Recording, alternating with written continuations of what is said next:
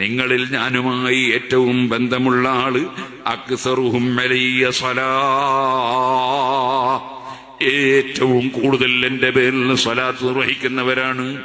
നബി സല്ലല്ലാഹു അലൈഹി വസല്ലം തങ്ങൾ പറയാണ്, അതുകൊണ്ട് സലാത്ത് ഞാൻ ധാരാളം ചൊല്ലുമെന്ന് പ്രതിജ്ഞയെടുക്കണം, സലാത്ത് വർദ്ധിപ്പിക്കണം. ഹബീബ് നബി തങ്ങളുമായുള്ള ബന്ധം കൊണ്ടല്ലാതെ നമുക്ക് രക്ഷപ്പെടാൻ കഴിയില്ല.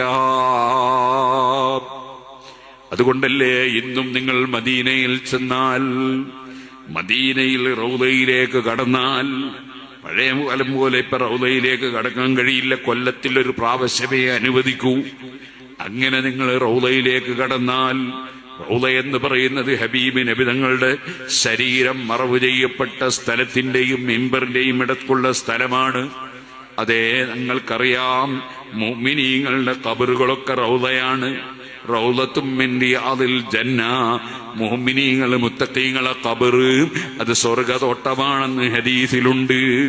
സുബ്ഹാനല്ലാഹ്, ഔലിയാക്കളുടെ ഖബർ അത് സ്വർഗ്ഗതോട്ടമാണ്, റൗദയാണ്.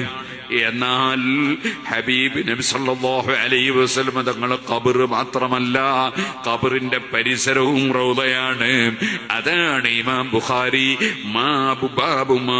ബാബു ഫദ്ലി മാ ബൈനൽ ഖബരി വൽ മിമ്പരി, നബി തങ്ങളുടെ ഖബറിന്റെയും മിമ്പറിന്റെയും ഇടക്കുള്ള സ്ഥലത്തിന്റെ ബഹുമാനം എന്ന് പറയുന്ന അധ്യായം കൊടുത്തിട്ട് ആ അധ്യായത്തിൽ കൊടുക്കുന്ന ഹദീസാണ് മാ ബൈന ബൈതി വ മിമ്പരി റൗദത്തും മിൻ റിയാദിൽ ജന്ന.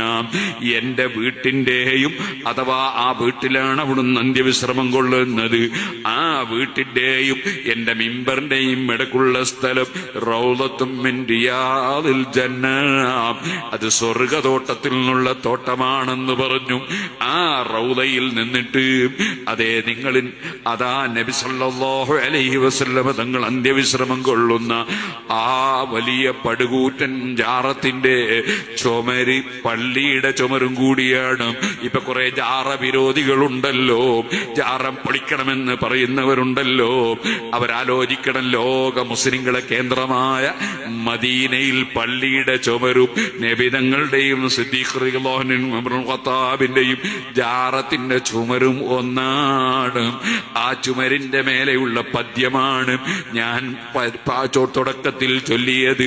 യാമൻ യഖൂമു മഖാമൽ ഹംദി മുൻഫരിദാ ലിൽവഹീദിൽ ഫർദി ലം യൂലദ് വലം യലിദി. ലോകസട്ടാവായ പടച്ചവന്റെ കോടതിയിൽ യൗമ യഖൂമുർ റൂഹു വൽ മലായികതു സഫാ, മലക്കുകൾ മുഴുവനും മണിയണിയായി നിൽക്കുന്നു. ഒരാൾക്കും അവിടെ നിന്ന് കുതറി ഓടാനൊന്നും കഴിയൂല. മലക്കുകൾ വന്ന് നിൽക്കുകയാണ്. അതേ, വജാഅ റബ്ബുക വൽ മലകു സഫൻ സഫാ വജീഅ യൗമൈദിൻ ബിജഹന്നം, അവിടേക്ക് ജഹന്നമിനെ കൊണ്ടുവരികയാണ്. അങ്ങനെ അണിയണിയായി എല്ലാവരും നിൽക്കുമ്പോ യൗമ യഖൂമുർ റൂഹു വൽ മലായികതു സഫാ, ജിബ്രീൽ അലൈഹി സ്വലാത്തു വസ്സലാമും സർവ്വ മലക്കുകളും നിൽക്കുന്നു. ലാ യതകല്ലമൂൻ, ഒരാളും മിണ്ടുന്നില്ല. ഓ സുഹൃത്തുക്കളെ, അവിടെ അഷ്റഫുൽ ഖൽഖ് സല്ലല്ലാഹു അലൈഹി വസല്ലം തങ്ങളുടെ സമീപത്തേക്ക് ജനങ്ങൾ വരുന്നു. അവരാദ്യം ആദം നബി അലൈഹിസ്സലാമിനെ പോയി കണ്ടിരുന്നു, അവർക്ക് രക്ഷ കിട്ടിയില്ല.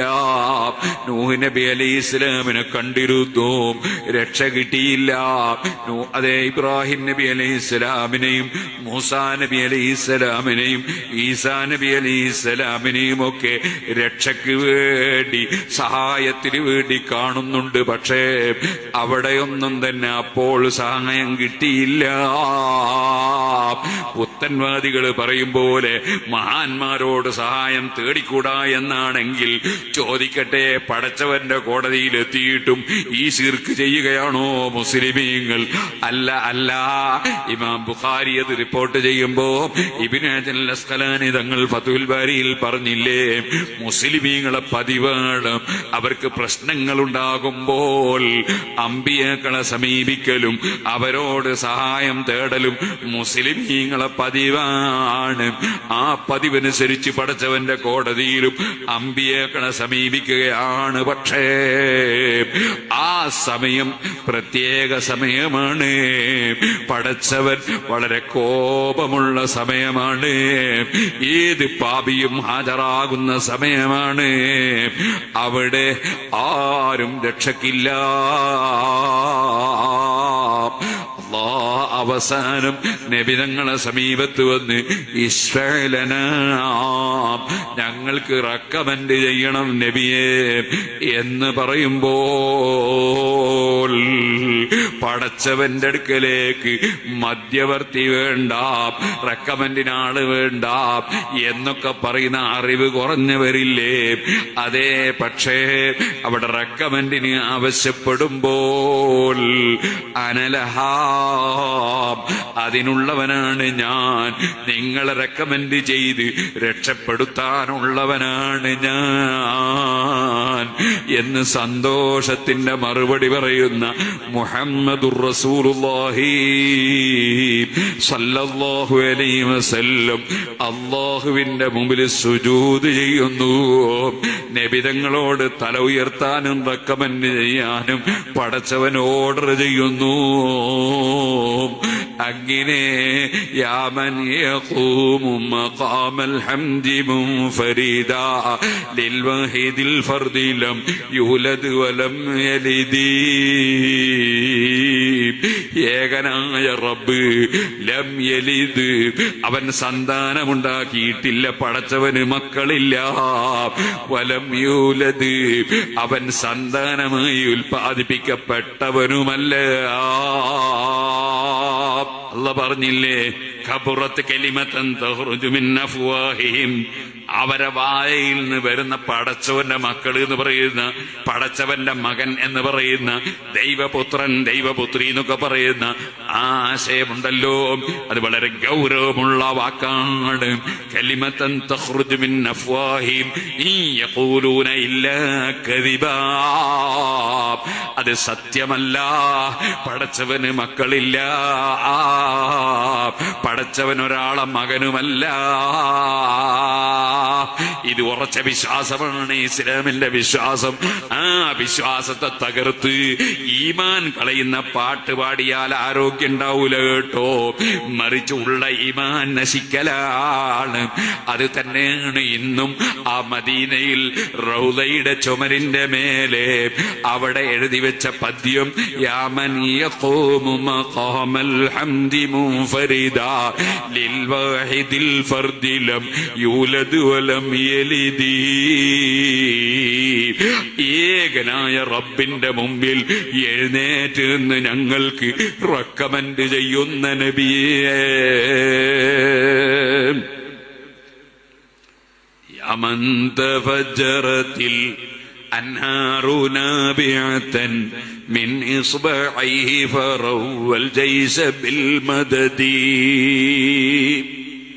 ഓ നബിയെ, അവിടുത്തെ സൈന്യം ദാഹിച്ച് വിശന്ന് വിഷമിക്കുമ്പോ, ഓ നബിയെ, അല്ലാഹുവിന്റെ സഹായം അമ്പിയാക്കൾ മുഖേന ലഭിക്കും, ഔലിയാക്കൾ മുഖേന ലഭിക്കും, പലര് മുഖേനയും ലഭിക്കും.